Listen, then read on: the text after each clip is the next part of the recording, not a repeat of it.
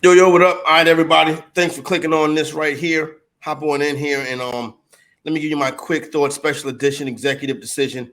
It is official. Shannon Sharpe will be joining Stephen A. Smith on First Take coming up this football season this fall. The New York Post, my man Andrew Marchand is reporting that Shannon Sharpe will do Monday and Tuesdays on ESPN's First Take with Stephen A. Smith.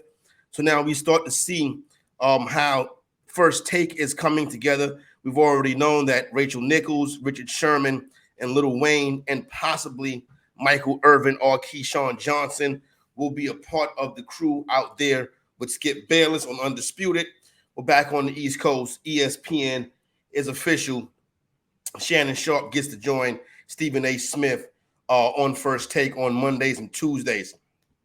Now, give you a quick couple thoughts on this right here, but first let's get to the timeline. Obviously, we go back to January, the Damar Hamlin situation that took place on that big Monday Night Football game.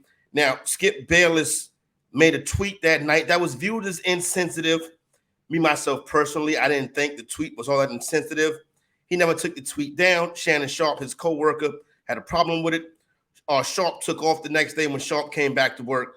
The two of them had a on-air little tussle. To me, it seemed phony, but to everybody else, it seemed real. You know what I'm saying? For somebody who has been in these situations, been working in the media for a long time, to me, it didn't seem genuine. But whatever the case may be, Sharpe had a problem with the comments, and many people on social media did as well. I did not. But, Skip Bayless is a low-hanging fruit for social media. A white man that people can come after, and nobody really comes to his face or comes to back him up or defend him. I am not an anti-Skip Bayless guy. I think he's very talented. I got a little bit of age on me, so I can remember when Skip Bayless was covering the Dallas Cowboys for the Dallas Morning News. So, but that's what is interesting right there. So that is now official. Mondays and Tuesdays, Shannon Sharpe will be a part of First Take with Stephen A. Smith. Now, what I find interesting about this is Mondays was the days normally reserved for Micheal Irvin.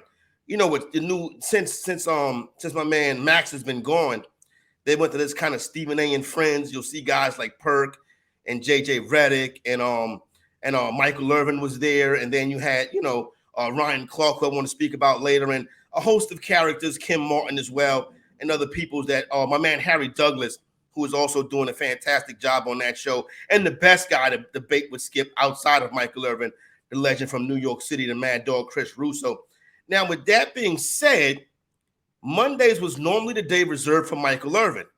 So my guess is the Wokies over at ESPN wasn't satisfied with Micheal Irvin, and obviously the controversy he got into at the Super Bowl. Doesn't look like it's much to do about nothing with that. So my guess is Irvin will not be back.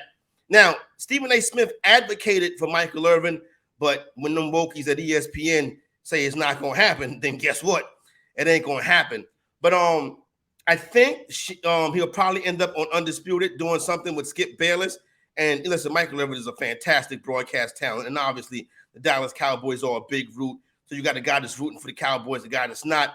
It always makes for entertaining television. Stephen A. is his strongest when he is poking fun at Dallas Cowboy fans and breaking down NBA inside information. You know what I'm saying? So it looks like both shows are starting to get their lineups together for the upcoming debate programs this fall. So once again, Shannon Sharpe to join Mondays and Tuesdays on First Take with Stephen A. Smith. Now, earlier this week, I saw where Stephen A. was a guest on the wildly popular podcast P, the Underdog Fantasy Podcast with my man Paul George. He was on there. They talked about some of the little beef and back and forth that they had. But on Stephen A. did address Malika Andrews and the Brandon Miller situation from the NBA draft. Now, when I discuss Malika Andrews, I don't really have a beef with her with the interracial stuff. That's none of my business. I don't really have a beef with her with asking that question to Brandon Miller, or talking about his situation on the NBA draft. It kind of was her job to do that. But my thing with her is the audience does not connect to her. The audience has decided they don't like her. The audience doesn't connect to her. But ESPN will continue to promote her and stuff like that.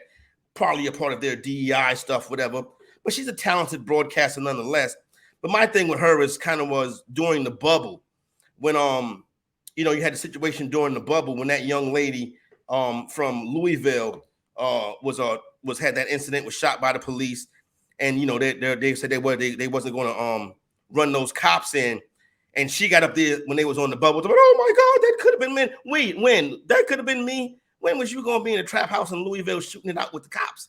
No, that could not have been you. You live a different life. You know what I'm saying? So don't try to put yourself in the position of somebody who's really is out there living it. You know what I'm saying? So that was my really major beef, really only beef with her. You know what I'm saying?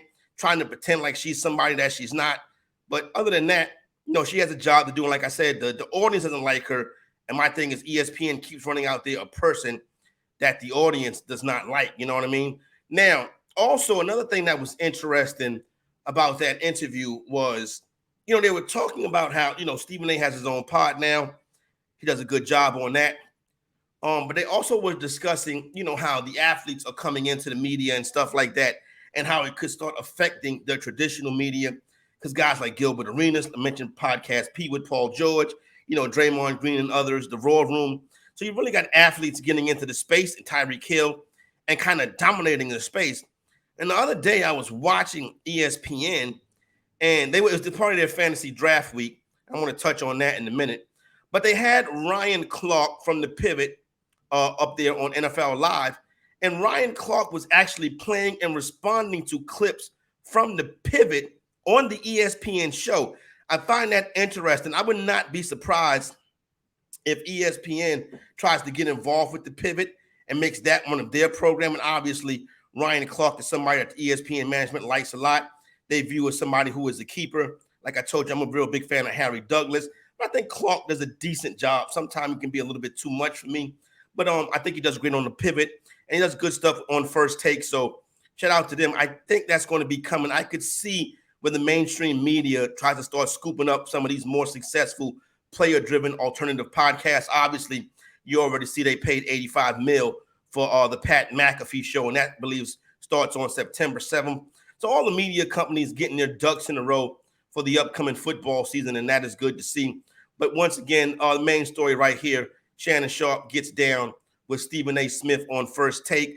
Interesting to see if Micheal Irvin, who had that Monday spot on First Takes, ends up on FS1's Undisputed with Skip Bayless doing the job right there, because I think Micheal Irvin deserves to have a spot in all of this. So there you go, right again, a recap of the latest that is going on in the media space. Oh, I mentioned the fantasy football thing, right?